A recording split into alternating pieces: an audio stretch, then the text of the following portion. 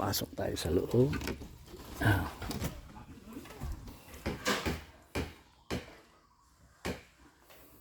Ito ang entrance niya dito sa kaliwa. Isang room.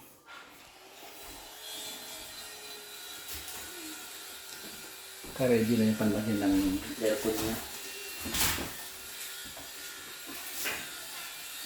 Meron siyang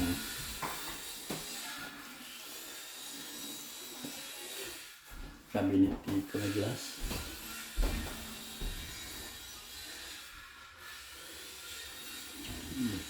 Niya. Siguro mga 0.5 horsepower lang itong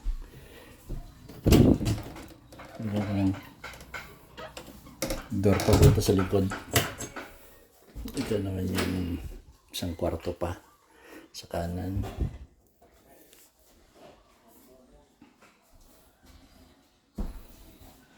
Pero may panlagay ng aircon.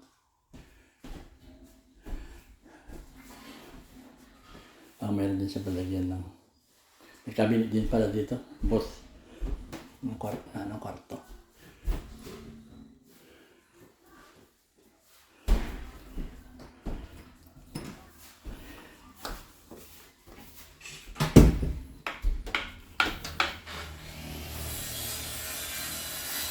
Paglakas mo yan. Ito yung cottage. Ito yung ginagawang bar.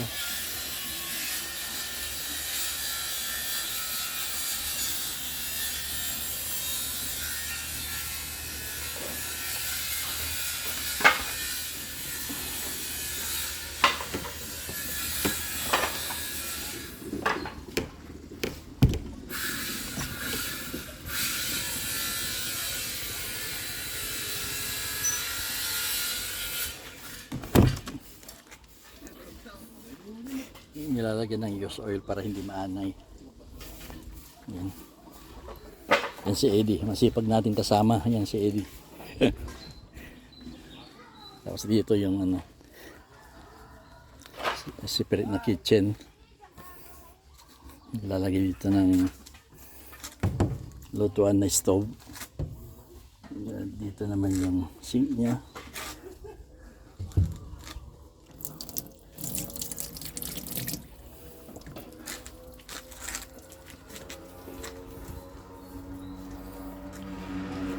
Yan si Isko.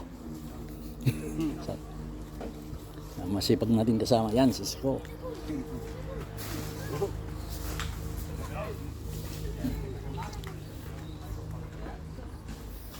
Ito marami din tanim dito sa likod. Doon nung papuntang Maliko. Yung mga sitaw, kalamansi.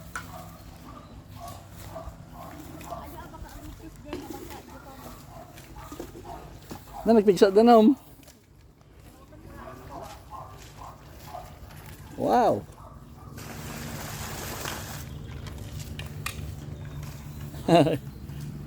Ini nagpigsa ka dan eh. Sitaw, ang ganda ng sitaw nila oh.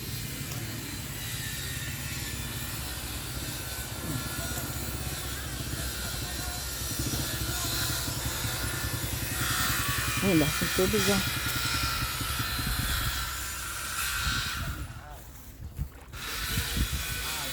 Oh, tubig na. Nalinis. Ayun oh, tubig.